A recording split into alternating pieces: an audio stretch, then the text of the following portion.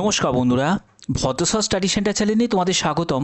তোমাদের জন্য দারুণ একটি সুখবর, সেটা হলো এয়ারফোর্সের তরফ থেকে নতুন নিয়োগ বিজ্ঞপ্তি প্রকাশিত হয়েছে, যেখানে গ্রুপ সি ক্যাটাগরি পোস্টে তোমাদের নিয়োগ করা হচ্ছে। এখানে একটি পোস্ট নয়, একাধিক পোস্টে নিয়োগ করা হচ্ছে। যেমন তোমাদের লোয়ার ডিভিশন ক্লার্ক আছে, এমটিএস আছে, এছাড়া আরও বিভিন্ন পোস্ট আছে।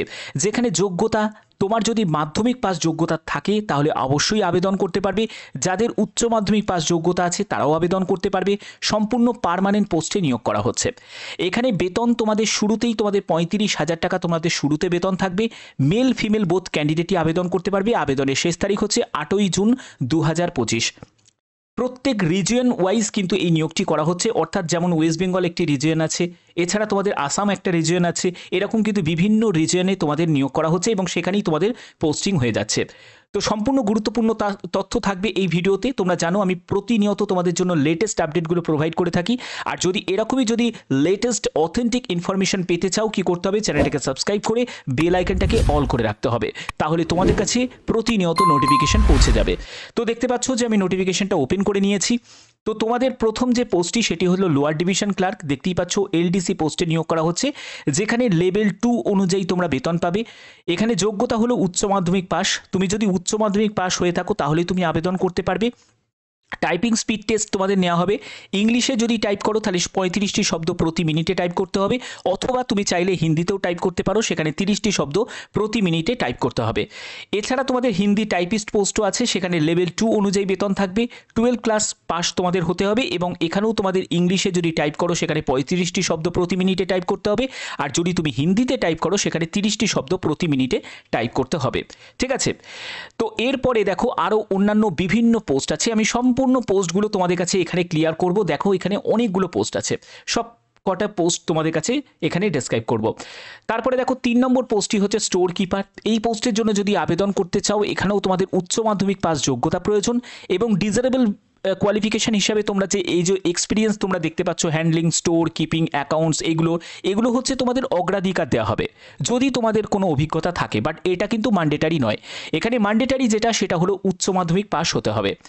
তারপরে দেখো তোমাকে সিভিলিয়ান মেকানিক্যালের জন্য তুমি আবেদন করতে পারো, সেখানে তোমাদের মাধ্যমিক পাস যোগ্যতা প্রয়োজন এবং সিভিল ড্রাইভিং লাইসেন্স তোমার থাকতে হবে।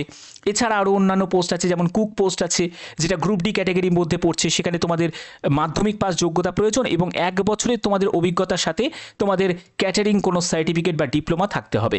এছাড়া তোমাদের পেন্টার পোস্ট আছে। পেন্টার পোস্টের জন্য যদি আবেদন করতে চাও, সেখানে তোমাদের মাধ্যমিক পাস যোগ্যতা প্রয়োজন এবং আইটিআই যোগ্যতা থাকতে হবে, সার্টিফিকেট আইটিআই থাকতে হবে পেন্টার নিয়ে। ঠিক আছে? তারপরে দেখো কার্পেন্টার পোস্ট আছে, সেখানেও তোমাদের মাধ্যমিক পাস যোগ্যতা প্রয়োজন এবং আইটিআই যদি তোমার করা থাকে কার্পেন্টার ট্রেড নিয়ে, তাহলে আবেদন করতে পারবে। তারপরে দেখো হাউস কিপিং স্টাফ, এই পোস্টের জন্য যদি আবেদন করতে চাও, সেখানে তোমাদের মাধ্যমিক পাস, শুধুমাত্র মাধ্যমিক পাস যোগ্যতা প্রয়োজন হাউস কিপিং স্টাফের জন্য। এখানে তোমাদের লেভেল 1 অনুযায়ী বেতন কিন্তু থাকবে। ঠিক আছে? তারপরে দেখো লন্ড্রিম্যান, এই পোস্টের জন্য তোমাদের মাধ্যমিক পাস যোগ্যতা চাওয়া হয়েছে এবং ডিজারেবল মানে অগ্রাধিকার দেওয়া হবে যদি তোমার কোনো ধোবি এক্সপিরিয়েন্স যদি থাকে। তারপরে দেখো মেস স্টাফ, এই পোস্টের জন্য যদি আবেদন করতে চাও, সেখানেও তোমাদের মাধ্যমিক পাস যোগ্যতা প্রয়োজন। এমটিএস পোস্টের জন্য সেখানেও তোমাদের মাধ্যমিক পাস যোগ্যতা প্রয়োজন। তারপরে দেখো তোমাদের এখানে ভ্যালকানাইজার, তো যদি এই পোস্টটার জন্য আবেদন করতে চাও, সেখানেও তোমাদের মাধ্যমিক পাস যোগ্যতা প্রয়োজন। অর্থাৎ বুঝতে পারছো এখানে মাধ্যমিক পাস যোগ্যতার কিন্তু অনেকগুলো কিন্তু পোস্ট আছে, আবার উচ্চ মাধ্যমিক যোগ্যতারও কিন্তু পোস্ট তোমাদের আছে। ঠিক আছে? তো এটা কিন্তু তোমাদের জন্য একটা বড় সুযোগ দিয়েছে, সেটা হলো ইন্ডিয়ান এয়ারফোর্সের তরফ থেকে। এবং এখানে দেখো তোমাদের অ্যাডভার্টাইজমেন্ট নাম্বারটা তোমরা দেখতেই পাচ্ছ, 1/2025, এটি হলো অ্যাডভার্টাইজমেন্ট নাম্বার। এখানে আবেদন করতে হবে অফলাইন মোডে, কোনো রকম অনলাইন মোডে আবেদন করার কোনো অপশন নেই। গ্রুপ সি পোস্টে তোমাদের নিয়োগ করা হচ্ছে। ভারতীয় নাগরিক প্রত্যেকে আবেদন করতে পারো। যারা যে রাজ্য থেকে বিলং করছো তারা প্রত্যেক রাজ্য থেকে এখানে আবেদন করতে পারো। এখানে অবশ্যই তোমরা কমেন্টে জানাবে যারা যারা এই ভিডিওটা ওয়েস্ট বেঙ্গল থেকে দেখছো তারা WB টাইপ করবে, যারা যারা আসাম থেকে দেখছো তারা ASM টাইপ করবে, আর যারা যারা ত্রিপুরা থেকে দেখছো তারা TRP টাইপ করবে। প্রত্যেকে এখনই কমেন্টে জানিয়ে দাও যে কোন রাজ্য থেকে এই ভিডিওটা দেখছো। একদম লেটেস্ট আপডেট তোমাদের কাছে প্রোভাইড করছি।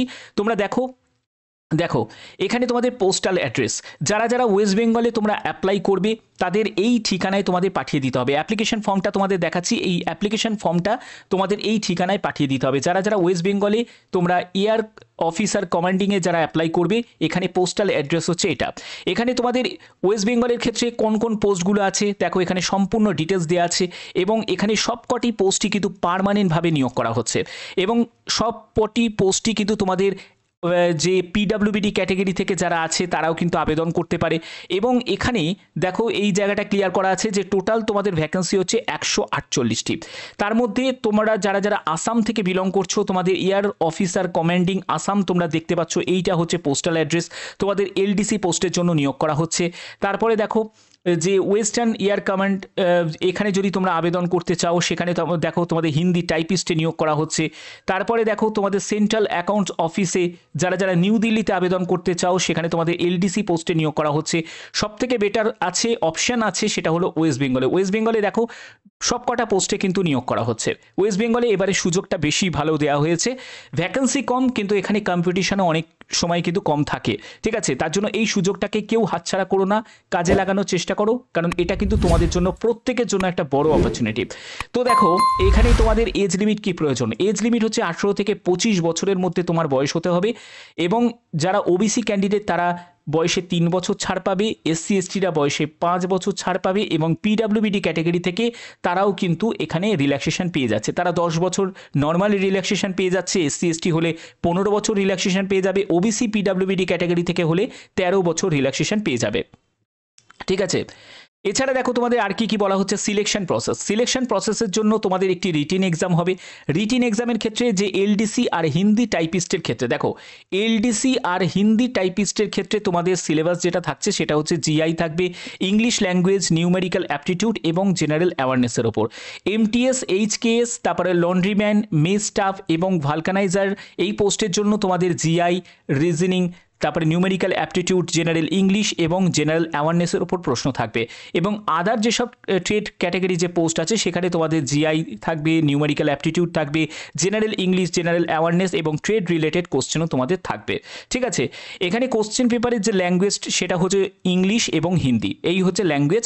তোমরা কিন্তু তোমার রাজ্যের বিভিন্ন জেলাতে তোমরা কিন্তু এখানে এক্সাম সেন্টার পেয়ে যাবে। দেখো সম্পূর্ণ ব্যাপারটা ক্লিয়ার করা আছে যে রিটিন টেস্টের ভিত্তিতে তোমাদের 100% যে ওয়েটেজটা থাকছে সেটা হচ্ছে রিটিন টেস্টের ভিত্তিতেই তোমাদের সিলেকশনটা করা হচ্ছে। এবং সেকেন্ড স্টেজে যেটা থাকবে সেটা হচ্ছে স্কিল, প্র্যাকটিক্যাল বা ফিজিক্যাল তোমাদের টেস্ট নেওয়া হবে, যেটা হচ্ছে কোয়ালিফাইং নেচার থাকছে, ঠিক আছে? তোমাদের আবেদনের শেষ তারিখ হচ্ছে 8ই জুন। 8ই জুন হচ্ছে আবেদনের শেষ তারিখ, এর মধ্যে তোমাদের আবেদন কমপ্লিট করতে হবে। এখানে একটি অ্যাপ্লিকেশন ফর্ম দেওয়া আছে, এই অ্যাপ্লিকেশন ফর্মটা তোমাদের ফিল আপ করতে হবে, ঠিক আছে? অ্যাপ্লিকেশন ফর্মটা একবার দেখে নাও কি অ্যাপ্লিকেশন ফর্মের মধ্যে কি কি বলা আছে।